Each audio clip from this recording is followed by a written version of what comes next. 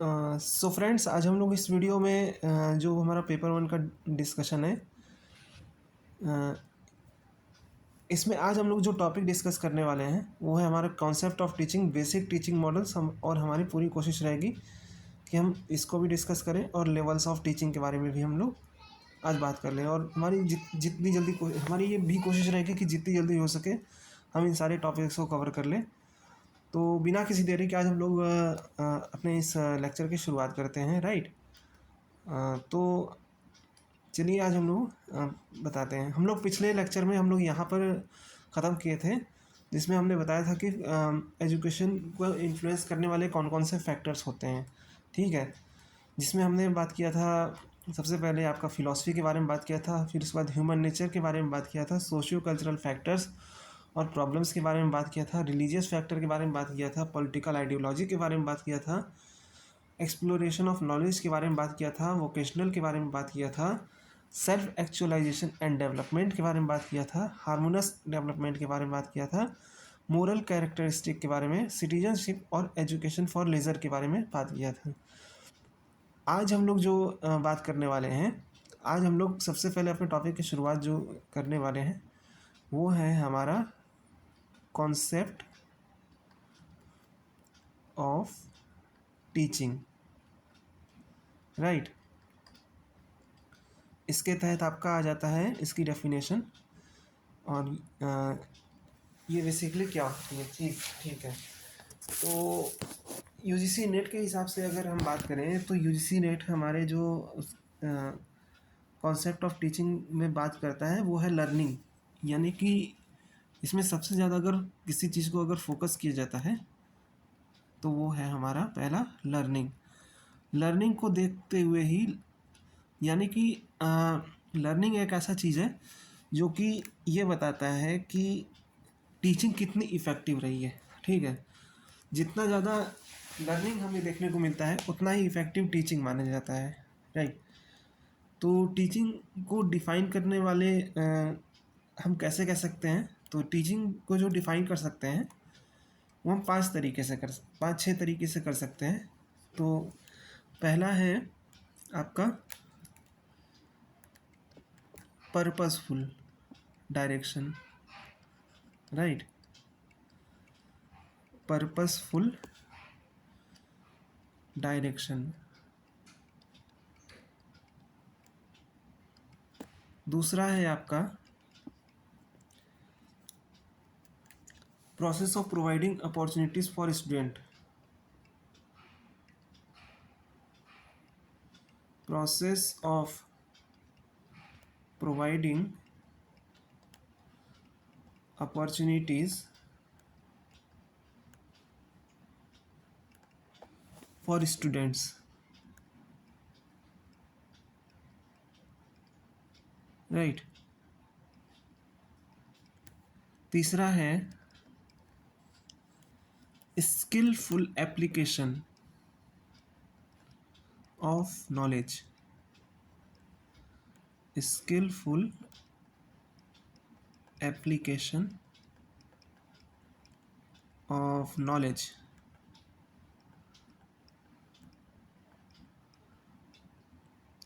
चौथा है planned activity.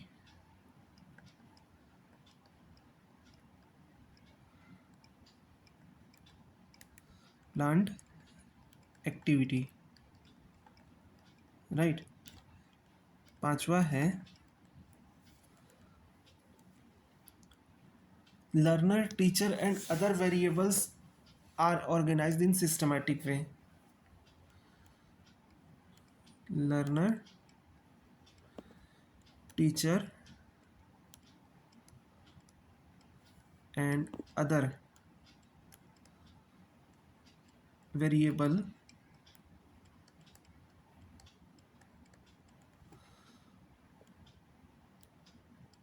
organized in systematic way,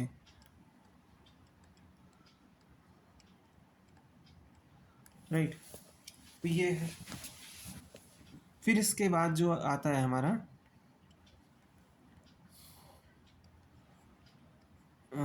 basic teaching models के बारे में हम बात करते हैं, ठीक है, जो हमारा नेक्स्ट इसका सब टॉपिक है। तो वो हमारा है basic teaching models, basic teaching models.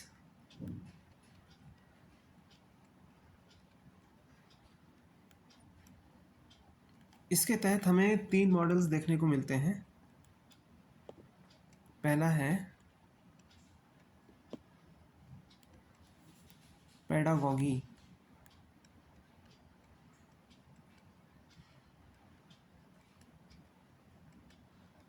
दूसरा है एंड्रागॉगी,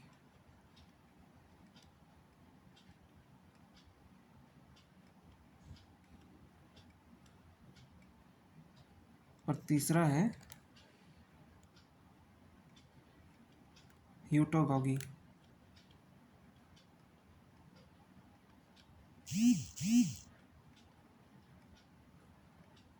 ठीक, तो पेडागॉगी जो होता है हमारा बेसिकली ये आपका कन्वेंशनल अप्रोच ही से माना जाता है।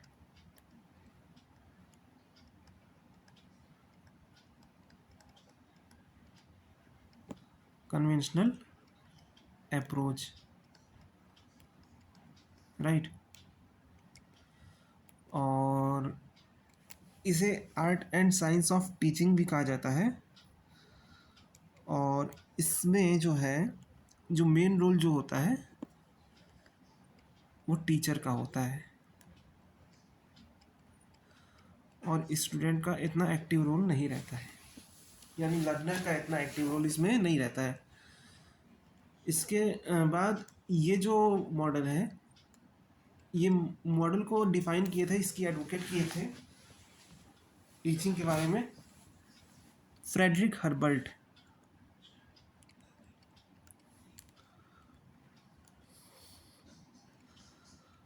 फ्रेडरिक हर्बर्ट, और इन्होंने बताया था कि जो टीचिंग होती है उसमें 5 फॉर्मल स्टेप्स होते हैं, राइट। 5 फॉर्मल स्टेप्स होते हैं। पहला होता है आपका प्रिपरेशन,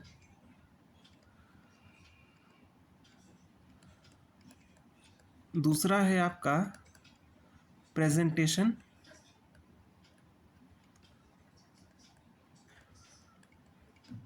तीसरा है आपका एसोसिएशन,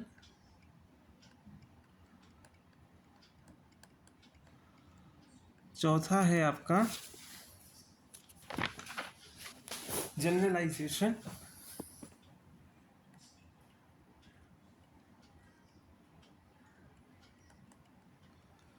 और पांचवा है एप्लीकेशन, राइट।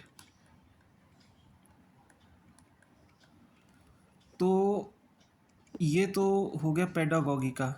अब जो दूसरा अप्रोच आता है, जो दूसरा मॉडल आता है टीचिंग का, ये होता है एंड्रागॉगी का।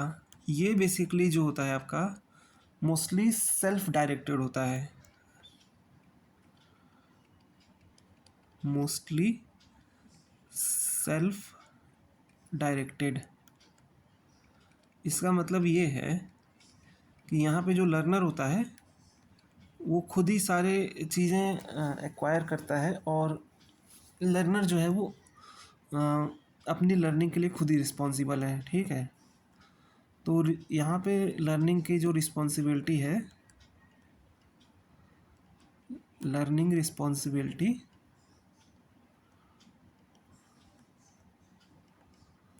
ये आपकी खुद लर्नर के ऊपर जाती है, और इंस्ट्रक्टर यहाँ पे बस जो लर्निंग ऑफरिंग अपॉर्चुनिटीज़ है उसे फैसिलिटेट करता है, राइट। और एंड्रागॉगिकल अप्रोच को एडल्ट लर्निंग कहा जाता है। इसको जो है एडल्ट लर्निंग भी कहा जाता है।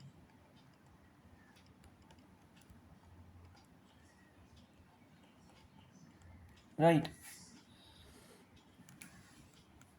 तो ये कुछ है एंड्रागॉगी के बारे में। तीसरा है ह्यूटोगॉगी। तो ह्यूटोगॉगी जो होता है आपका बेसिकली ये सेल्फ डिटरमाइंड होता है, सेल्फ डिटरमाइंड।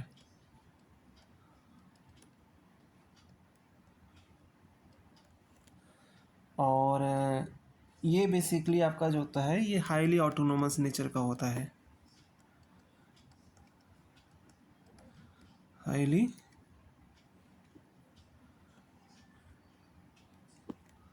ऑटोनोमस।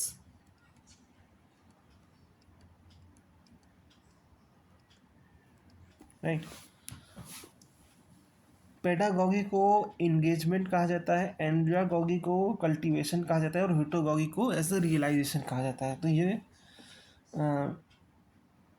मैंने कुछ चीज़ें बता दी। और ह्यूटोगॉगी के लिए एक वर्ड और आता है और वो है डबल लूप लर्निंग।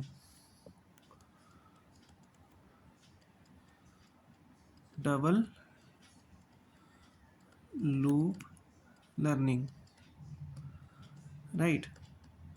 तो ये आपका ह्यूटोगॉगी से रिलेटेड हो गया। तो ये हमारे कुछ बेसिक टीचिंग मॉडल हो गए जिसके बारे में मैंने आपको बता दिया है। और इसके बाद अगर हम अगले टॉपिक की बात करें तो अगला टॉपिक हमारा होता है nature and levels of teaching के बारे में। ठीक है। तो जो हमारा नेचर होता है टीचिंग का, 5 चीज़ें नेचर में हम बात करें तो नेचर में हमारा 5 चीज़ें आती हैं। नेचर ऑफ टीचिंग के बारे में हम बात करें, नेचर ऑफ टीचिंग के बारे में अगर हम बात करें तो इसमें हमारी 5 थिंग्स आती हैं। पहला है डिफरेंट लेवल ऑफ टीचिंग्स।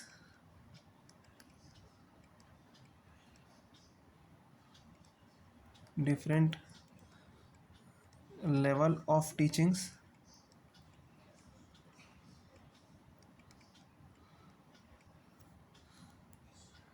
दूसरा है डायनेमिक इन्वायरमेंट।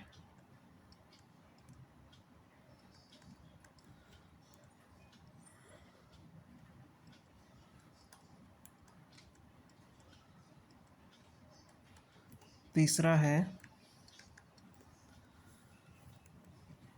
एजुकेशन, लर्निंग और इंस्ट्रक्शन और ट्रेनिंग से इसका क्लोज रिलेशन है,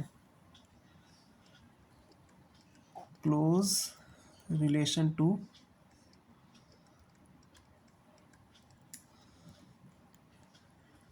एजुकेशन,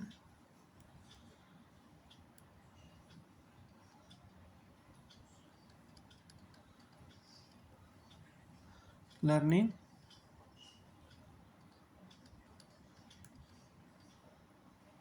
इंस्ट्रक्शन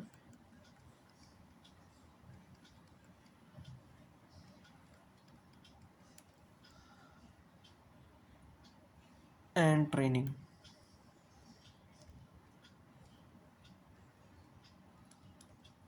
ठीक। फिर इसके बाद जो आता है इसका नेचर जो है वो है आपका intellectual activity.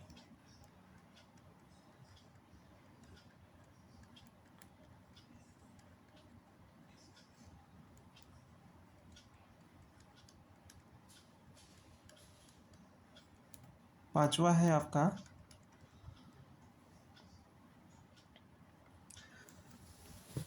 Art as well science.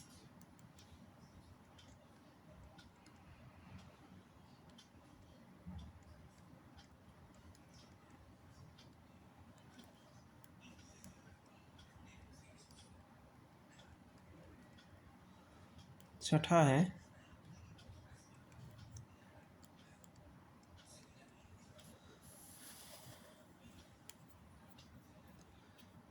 Self organisation.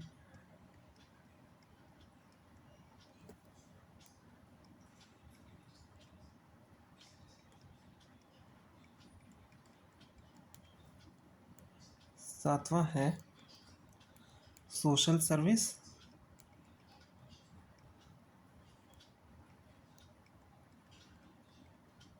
और आठवां है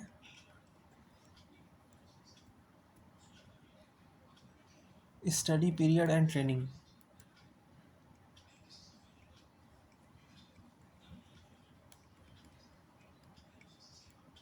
ठीक। तो ये कुछ नेचर ऑफ टीचिंग के बारे में हमने बता दिया है। अच्छा, इसके अलावा और भी कुछ इसके नेचर हैं। और जैसे 9वां है एक डिग्री ऑफ ऑटोनॉमी।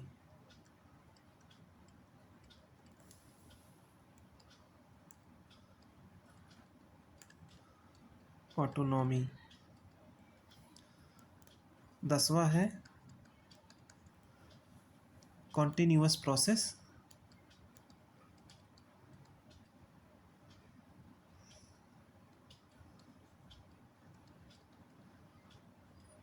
और 11वां है प्रोफेशन।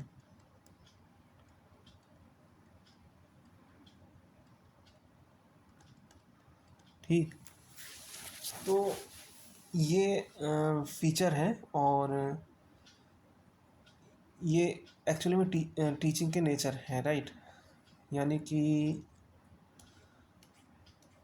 ये 10-11 पॉइंट जितने भी मैंने लिखे हैं, जैसे different level of teaching, dynamic environment, close relation to education, learning and institution and training, intellectual activity, art as well science, self organisation, social service, study period and training, degree of autonomy, continuous process and profession, right. तो हाँ, तो इसके बाद अब अगर हम बात करें तो अब हम वेरियस लेवल्स ऑफ टीचिंग के बारे में बात करते हैं, राइट। तो टीचिंग के बारे लेवल्स ऑफ टीचिंग के बारे में हम अगर बात करें तो इसे हम एक्चुअली में यहाँ पे दिखाते हैं, एक पिरामिड के रूप में हम इसे शो कर सकते हैं, राइट।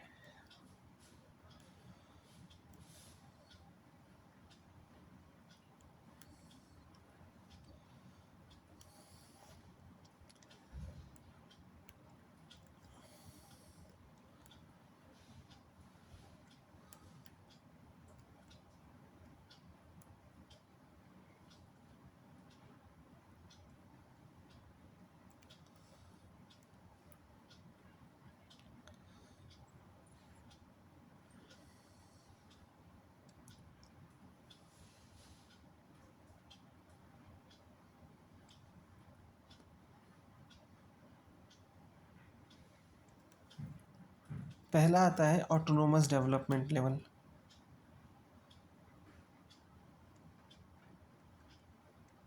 ऑटोनोमस डेवलपमेंट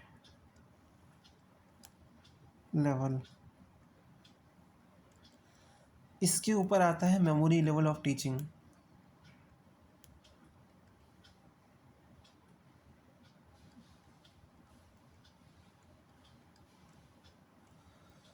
फिर आता है अंडरस्टैंडिंग लेवल।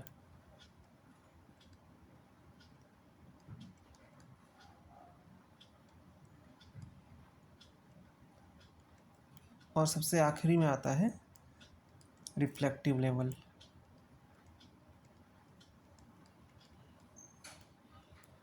राइट। तो ये हमारे कुछ लेवल्स ऑफ टीचिंग के बारे में आते हैं, चीज़ें हैं। तो सबसे पहले हम बात करेंगे ऑटोनोमस डेवलपमेंट लेवल की। तो जो ऑटोनोमस डेवलपमेंट लेवल होता है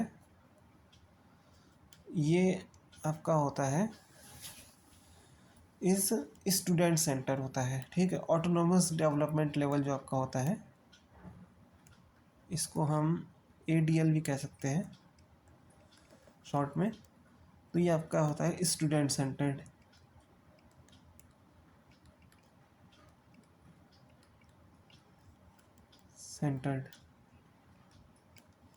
ठीक है।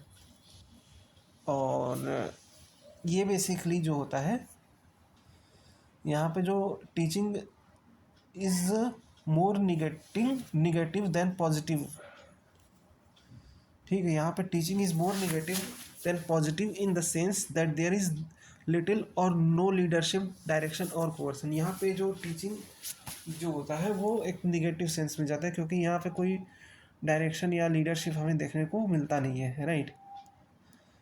तो ये है। फिर इसके बाद intellectual development in something that just naturally happens.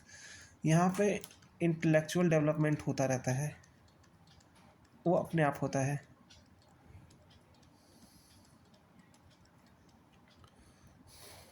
Right.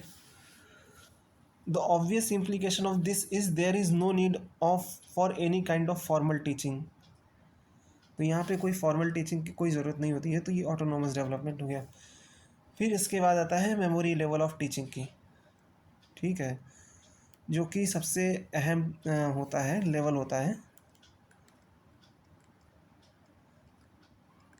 Memory level.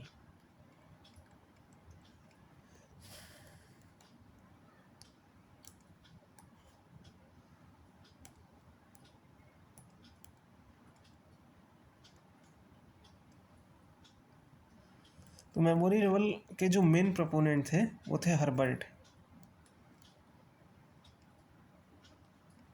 इसके जो मेन प्रोपोनेंट थे वो हर्बर्ट थे। और इसका जो मेन जो होता है, ये initial stage of formal teaching होता है। ठीक है, initial stage of formal teaching होता है। यहाँ पे बेसिकली टीचिंग और लर्निंग जो होता है वो बेसिकली जो होता है वो फैक्चुअल मटेरियल के ऊपर होता है, फैक्ट्स के ऊपर आधारित होता है। यहाँ पे टीचिंग और लर्निंग जो होता है वो हमेशा वो बेसिकली फैक्ट्स के ऊपर होता है। तो यहाँ पे फैक्ट्स को यहाँ पे रटाया जाता है, यानी कि रटाफिकेशन यहाँ पे होता है। और यहाँ पे टीचर का रोल ज़्यादा होता है। ठीक है, टीचर का रोल ज़्यादा होता है। और यहाँ पे रोट मेमोराइजेशन ऑफ फैक्ट्स और को मैंने जैसा बताया वो ज़्यादा इम्पोर्टेंस दिया जाता है, राइट, बजाय फॉर इनफॉर्मल टीचिंग के। यहाँ पे जो है यहाँ पे लर्नर को चीज़ों को रिटेन करने के लिए यहाँ पे ज़्यादा फोकस रहता है। और जो चीज़ें उन्होंने याद किया है यहाँ पे उनको रिप्रोड्यूस करने के लिए भी, यानी कि उसको सुनाने के लिए भी कहा जाता है। ठीक है, यानी कि learning and reminding, learning and reminding.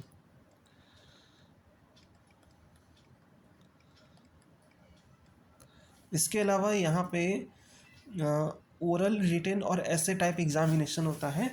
और इसके मेजर एस्पेक्ट जो हमारे देखने को मिलते हैं वो learning of material, retention of material और reproduction of material when required. ये 3 एस्पेक्ट हमें इस मेमोरी लेवल ऑफ टीचिंग के देखने को मिलते हैं। यहाँ पे जो ऑब्जेक्टिव है मेमोरी लेवल ऑफ टीचिंग का, ऑब्जेक्टिव की मैं अगर इसकी बात करूँ तो इसकी जो मेन ऑब्जेक्टिव है imparting knowledge and information to learner. यहाँ पे जो सबसे बड़ा ऑब्जेक्टिव है वो है आपका इंफॉर्मेशन के बारे में, इंफॉर्मेशन और नॉलेज बताना लर्नर को। दूसरा इसका जो मेन ऑब्जेक्टिव हमें निकल के आता है वो है फैक्चुअल नॉलेज। ठीक है, factual knowledge.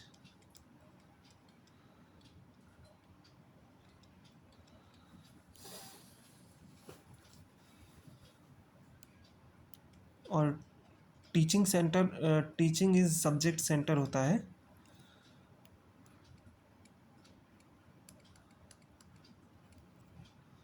Subject centre teaching होता है।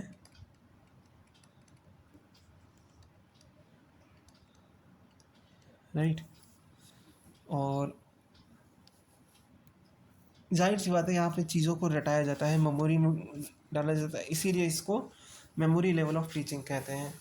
इसके अलावा यहाँ पे जो टीचिंग मेथड होता है, इस सब टीचिंग मेथड मैंने बताया सब्जेक्ट सेंटर होता है। और यहाँ पे drill, review, revision and asking question का मेथड ज़्यादा चलता है। राइट। और टीचर का यहाँ पे जो रोल होता है वो रिसोर्स मैनेजर का होता है और इवेलुएटर का होता है। लर्नर का यहाँ पे जो रोल होता है वो एक पैसिव रोल होता है। ठीक है, लर्नर एक पैसिव रोल प्ले करता है। Learner is passive.